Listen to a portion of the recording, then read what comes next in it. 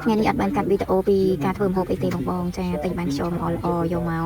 ស្ងោរទឹកដូងញ៉ាំម្ដងណាសម្រាប់ខ្យល់បងជួយចិត្តធ្វើបែបមិនដែរសម្រាប់ខ្ញុំផ្ទាល់ចាឲ្យតែបានខ្យល់ដឹងតែយកមកស្ងោរទឹកដូងចេះគឺថាផ្អែមឆ្ងាញ់ណាស់បងអើយហើយខ្ញុំអត់មានដាក់អីដាក់តែដុំស៊ុបម្ដងហើយនឹងគ្រឿងកាត់ឆ្កាបទេមានម្ដេងក្រូចសើចគល់ស្លឹកគ្រៃខ្ទឹមសអីចឹងមកចាគ្រាន់តែដាក់មកពុះចាខ្យល់របស់យើងឆ្អិនតែម្ដងនិយាយពីថាយកមកជ្រលក់ជាមួយនឹងទឹកត្រីកោះកុងក៏បានចាជាមួយនឹងទឹកម្រេចក៏បានដែរបងអើយជាតិឆ្ងាញ់ដូចគ្នាពិសេសបានជាមួយនឹងខ្យងស្រែអូយសាច់ណែនល្អតែម្ដងណាបងទាំងអស់គ្នាឲ្យតែទិញបានគឺដឹងតែយកមកស្ងោរទឹកដូងហើយព្រោះអីស្ងោរទឹកដូងបែបនេះណាបងគឺថាផ្អែមឆ្ងាញ់តែម្ដងអញ្ចឹងបងបានខ្យងកុំភ្លេចណាសាលបងស្ងោរទឹកដូងដូចខ្ញុំបានយើងស្ងោរ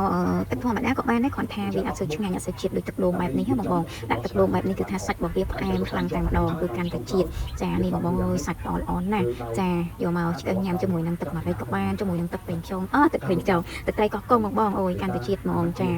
ល្ងាចនេះគឺថាអត់ធ្វើម្ហូបអីញ៉ាំទេចាញ៉ាំតែខ្យងលេងនឹងឯងយកមកចំហុយទឹកដូងបែបនេះហើយយើងយកទៅអាំងបន្ថែមម្ដងទៀតសោយទឹកត្រីពីលើក៏កាន់តែឆ្ងាញ់ដែរបងតែខ្ញុំអត់ទេគ្រាន់តែស្ងោរទឹកដូងហើយយកមកញ៉ាំតែម្ដងអូយជាតិឆ្ងាញ់ណាស់ចឹងបងបានខ្យងកុំភ្លេចយកមកស្ងោរទឹកដូងញ៉ាំណាឆ្ងាញ់ណាស់ណាចាសម្រាប់វីដេអូថ្ងៃនេះគឺមានតែប៉ុណ្្នឹងទេបងអរគុណច្រើនកុំភ្លេចសាកល្បងធ្វើរសជាតិគឺថាអូយឆ្ងាញ់មែនតើ